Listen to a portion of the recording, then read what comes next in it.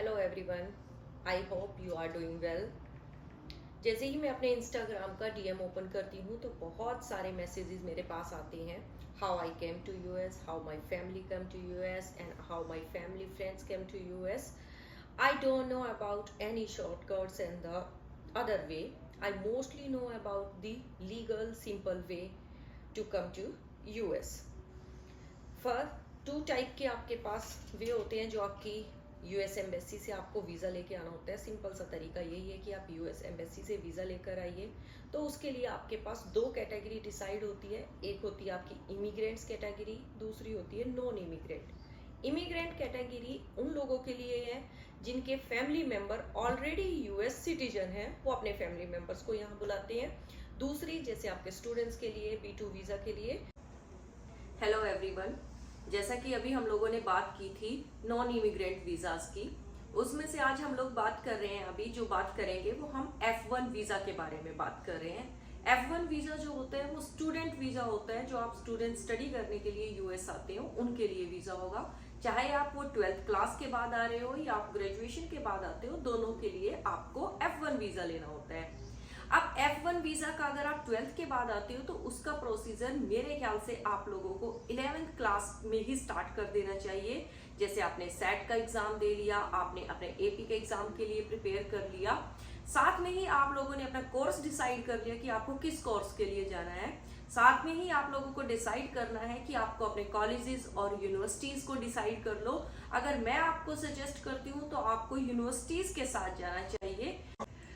जैसे कि हम लोगों ने अभी F1 वीजा के बारे में बात किया और उसके लिए यूनिवर्सिटीज डिसाइड की। अब यूनिवर्सिटीज डिसाइड करने का आपके पास या कॉलेजेस डिसाइड करने का आपके पास कॉमन कॉलेज ऐप नाम की एक वेबसाइट होती है। आप उसके ऊपर जाके अपने अपने डिफरेंट कोर्सेज के अकॉर्डिंग आपके जो यूनिवर्सिटीज हैं उनको सिलेक्ट कर सकते हो।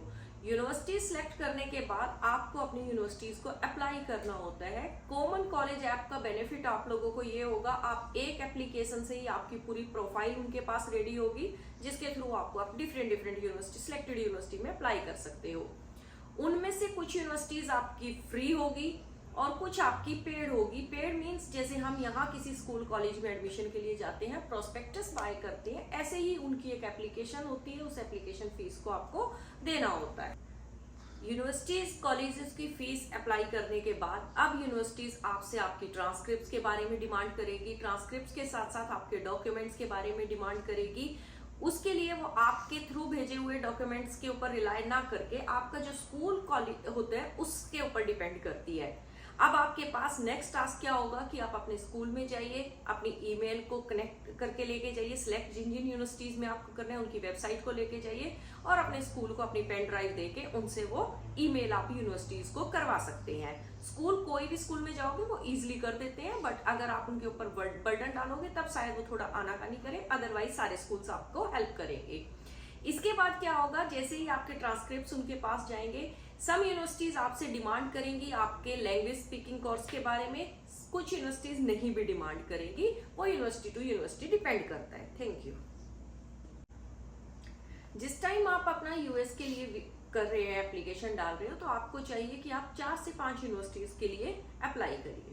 जिस टाइम आपकी यूनिवर्सिटीज जिन यूनिवर्सिटीज के साथ आपका क्राइटेरिया मैच करता है तो वो यूनिवर्सिटीज आपको सिलेक्ट करके आपके पास एक ऑफर लेटर सेंड कर देती है। अब यहाँ ऑफर लेटर की अगर हम बात करते हैं तो वो डिफरेंट कंट्रीज में इसका मतलब अलग होता है। अगर आप किसी और कंट्री की बात करते हो उनके लिए ऑफर लेटर का मतलब ही सिलेक्शन है, बट अगर यूएस की बात करें, यूएस के अंदर I-20 का मतलब क्या होता है कि आपका ऑफर लेटर या सिलेक्शन आपकी एप्लीकेशन वो होगी। जिस टाइम आपकी यूनिवर्सिटीज ने आपको ऑफर लेटर दे दिया उसके बाद वो आपसे आपके कुछ और फाइनेंशियल डॉक्यूमेंट्स की डिमांड करती है। जिस टाइम आप अपनी यूनिवर्सिटी को फाइनेंशियल डॉक्यूमेंट सेंड कर देते हो उसके बाद आपके पास I-20 आ। अब जैसे ही यूनिवर्सिटी से आपके पास I-20 आ गया, आप लोगों ने उनके क्राइटेरिया को पूरा किया। अब उसमें से भी आप एक यूनिवर्सिटी को सिलेक्ट करते हो जिस यूनिवर्सिटी के बेसिस पे आपको अपना वीजा चाहिए।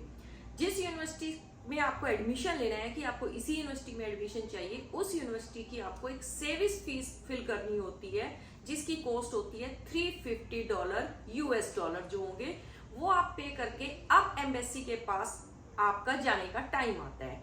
इस टाइम पे आप अपना DS 160 फॉर्म फिल करोगे। DS 160 फॉर्म में आपकी सब कुछ जो भी आपका प्रोफाइल होगी वो फिल करते हैं। देन आप उसके बाद जाओगे सेविंग्स फीस के साथ यूनिवर्सिटी फीस। वैसी फीस जो होती है $160 होगी और $160 के बाद आप रेडी टू गो हो अपनी अपॉइंटमेंट बुक करने के लिए। पास काम होता है कि अपनी अपॉइंटमेंट बुक करिए वीजा के लिए।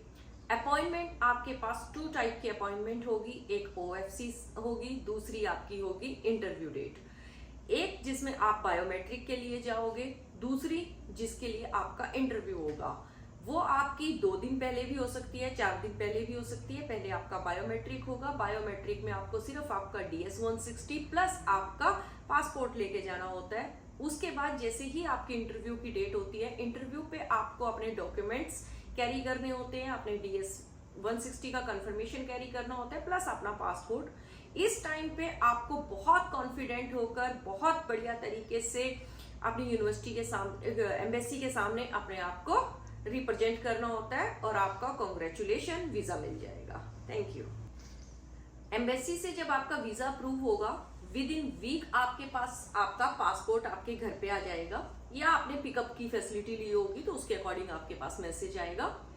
अब आपको क्या करना है, यूएस में एंट्री की बात आती है, इसमें भी थोड़ा सा कंफ्यूजन रहता है लोगों को।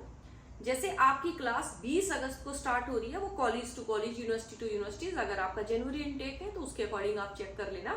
तो अगर आप 20 अगस्त आपकी क्लास स्टार्ट हो रही है तो आप 20 जुलाई के बाद यूएस जाने के लिए लीगली रहेंगे। अगर आप 20 जुलाई के बाद जाते हैं तब आपका ठीक होगा। और इसमें एक अच्छी बात है कि यूएस एक ऐसी कंट्री है जो आपसे पहले आपकी फीस की डिमांड नहीं करती। जो ट्यूशन फीस होगी, आपकी फीस आपको यूएस जाने के बाद भी आपके पास 30 डेज का टाइम होता है जब आप अपनी यूनिवर्सिटीज की फीस पे कर सकते हो। अब आप यूएस पहुंच जाते हो। यूएस पहुंचने के बाद आपका एयरपोर्ट पे इमिग्रेशन होगा।